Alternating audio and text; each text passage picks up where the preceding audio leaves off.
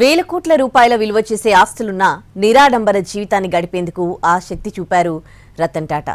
జీవించి ఉన్నంతకాలం అనేక మందికి సాయపడ్డారు. మానవతావాదిగా గుర్తింపు పొందారు. మరి రతన్ టాటాలో వీలునామాలో ఏముంది? తన వేల కోట్ల రూపాయల ఆస్తుల నుంచి ఎవరికి ఏమిచ్చారు? టాటాల వారసత్వాన్ని ఖండాంతరాలకు విస్తరించిన ఘనత రతన్ టాటా సొంతం. కార్పొరేట్ టైటాన్గానే కాదు, సమాజ సేవకుడిగానూ గుర్తింపు పొందారాయన. వేల కోట్ల రూపాయల ఆస్తులు గల రతన్ టాటా గత ఏడాది అక్టోబర్ 9న కన్నుమూశారు. దీంతో రతన్ టాటా ఆస్తులు ఎవరికి చెందుతాయనే ఆసక్తి సర్వత్రా నెలకొంది. ఈ క్రమంలో ఆయన వీరునామాలోని విషయాలు వెలుగులోకి వస్తున్నాయి.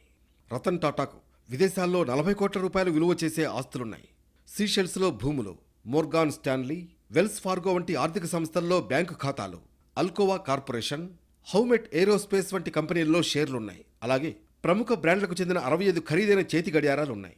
చనిపోయే ముందు తన ఆస్తుల్లో ఎవరికి ఏవి చెందుతాయనే విషయాన్ని 2022 ఫిబ్రవరి 23న చాలా స్పష్టంగా వీలునామాలో రాశారు.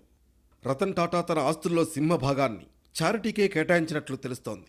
దాదాపు 3,800 కోట్ల రూపాయల సంపదను తాను నెలకొల్పిన Ratan Tata endowment foundation, endowment ట్రస్టులకు కేటాయించినట్లు సమాచారం.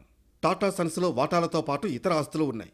వాటిని అమ్మాల్సి వస్తే టాటా సన్స్లోని ప్రస్తుతం ఉన్న వాటాదారులకే అమ్మాలని తన వీలునామాలో రతన్ టాటా రాసినట్లు సమాచారం. తన సవతి చెల్లెళ్లు సిరీన్ జజీభోయ్, దియానా జజీభోయ్లకు 800 కోట్ల రూపాయలు విలువ చేసే ఆస్తులు రాశారు రతన్ టాటా. ఇందులో ఫిక్స్డ్ డిపాజిట్లు, షేర్లతో పాటు ఖరీదైన వాచ్లు, పెయింటింగ్స్ వంటి విలువైన వస్తువులు ఉన్నాయి. టాటా గ్రూప్ మాజీ ఉద్యోగి రతన్కు అత్యంత సన్నిహితుడైన మోహిన్ దత్తాకు 800 కోట్ల రూపాయలు విలువైన ఆస్తులు రాసినట్లు తెలుస్తోంది. తన సోదరుడు జిమ్మీ నావెల్ టాటాకు జుహూ బంగ్లాలో వాటాతో పాటు కొన్ని వెండి వస్తువులు, బంగారు ఆభరణాలను ఇవ్వాల్సిందిగా విల్లులో సూచించినట్లు సమాచారం. అలాగే అలీబాగ్లోని బంగ్లా, 3 పిస్టళ్లను తన మిత్రుడు మెహిల్ మిస్త్రికి అందజేయాల్సిందిగా రతన్ టాటా కోరినట్లు తెలుస్తోంది. రతన్ టాటా జీవిత చివరి దశలో ఆయన్ని అంటిపెట్టుకుని ఉంటూ అత్యంత సన్నిహితంగా మెలిగారు శంతను నాయుడు.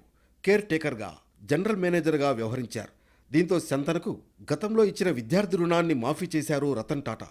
అలాగే తన పొరుగింట్లో ఉండే జేక్ మ్యాలటేకి గతంలో 23 లక్షల రూపాయలు అప్పుగా ఇచ్చారు రతన్ టాటా. ఆ రుణాన్ని రద్దు చేస్తున్నట్లు వీలునామాలో రాసి తన పెద్ద మనసు చాటుకున్నారాయన. మూగజీవాలను ప్రేమించే రతన్ టాటా వీధి శునకాల సంరక్షణ కోసం ఆసుపత్రులు కట్టారు. తన పెంపుడు జంతువుల సంరక్షణ కోసం 12 లక్షల రూపాయలతో ఫండ్ను ఏర్పాటు చేశారాయన. దాని నుంచి ప్రతి 3 నెలలకు 30,000 రూపాయల చొప్పున ఖర్చు చేసేలా ఏర్పాటు చేశారు. రతన్ టాటా వీలునామాను పరిశీలించి ఆస్తులను కేటాయించాలని ఇప్పటికే బాంబే హైకోర్టులో పిటిషన్ దాఖలైంది. దీంతో ఆస్తుల పంపకం పూర్తి కావడానికి 6 నెలల సమయం పట్టే అవకాశం ఉంది.